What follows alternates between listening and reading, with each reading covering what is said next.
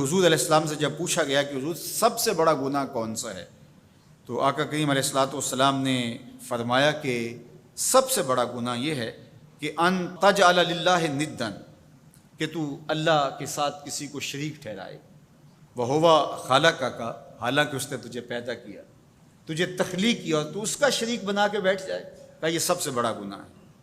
تو راوی نے عرض کی قلت ثم ایو، حضور پھر اس کے بعد؟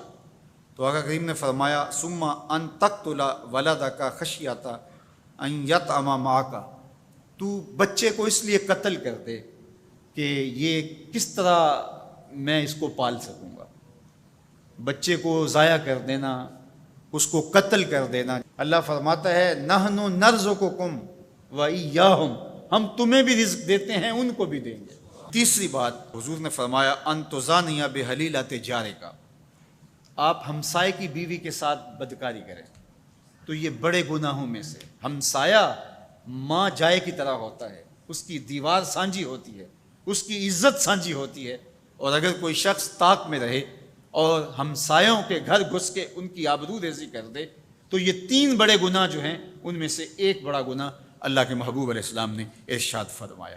حضرت عبداللہ ابن مسعود رضی اللہ تعالی عنہ سے یہ روایت مروی ہے کہ لا احد اغیر من اللہ عز وجل، اللہ سے زیادہ کوئی غیرت مند نہیں ہے، اللہ سب سے زیادہ غیرت مند ہے، اور اس کی غیرت کا تقاضا یہ ہے وَلِذَالِكَ حَرَّمَ الْفَوَاحِشَ مَا ظَهَرَ مِنْهَا وَمَا بَطَنَ، کہ اس نے بے حیائی کو چاہے وہ پوشیدہ طور پہ کی جائے یا اعلانیہ طور پہ کی جائے، اس کو پسند نہیں کیا، اور اس نے منع کر دیا، اور لوگوں کو روک دیا، حرام قرار دے دیا، اس لیے کہ وہ خود غیرت مند ہے۔ غیرت مند مالک غیرت کا سبق دیتا ہے اپنی مخلوق کو۔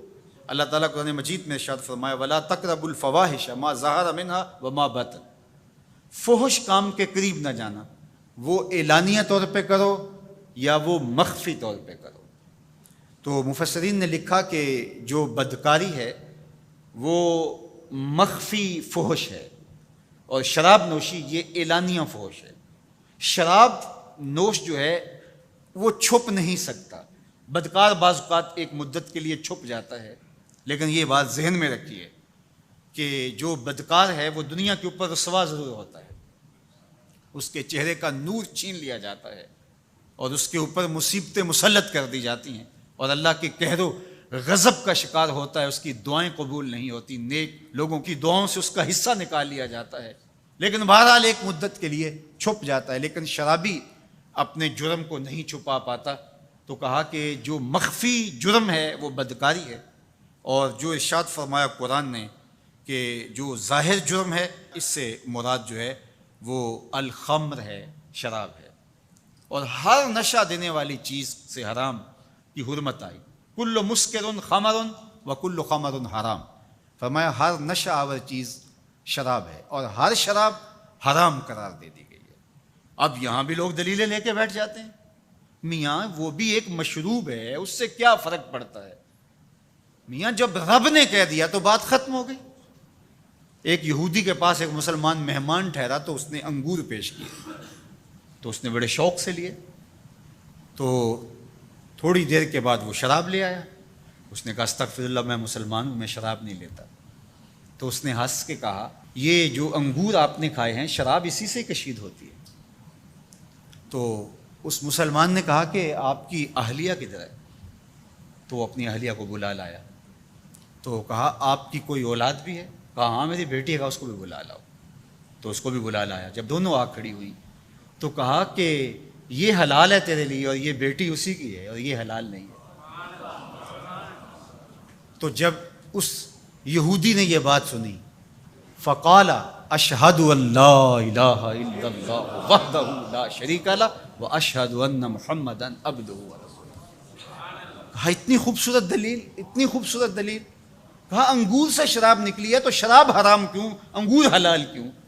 تو کہا مجھے یہ بتاؤ کہ تمہاری بیوی تمہارے لیے حلال ہے، تمہاری بیٹی تمہارے لیے حرام کیوں؟ کہا بات سمجھ میں آ گئی۔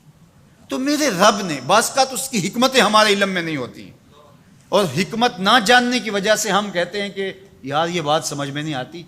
یہی تو ہمیں بتایا گیا کہ جو سمجھ میں آئے اس کو بھی ماننا ہے، جو نہیں سمجھ میں آئے اس کو بھی ماننا ہے۔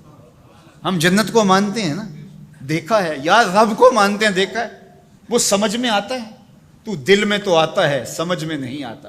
میں جان گیا بس تیری پہچان یہی ہے۔ ہم تو سب سے بڑی حقیقت کو بغیر دیکھے مانتے ہیں، بغیر سمجھے مانتے ہیں۔ ادراک فہم کی حدود سے ورا ہے، عقل و خرد کے دائروں سے ورا ہے، لیکن اس حقیقت کو ہم مانتے ہیں تو اس کے کہے ہوئے کو کیوں نہیں مانیں گے؟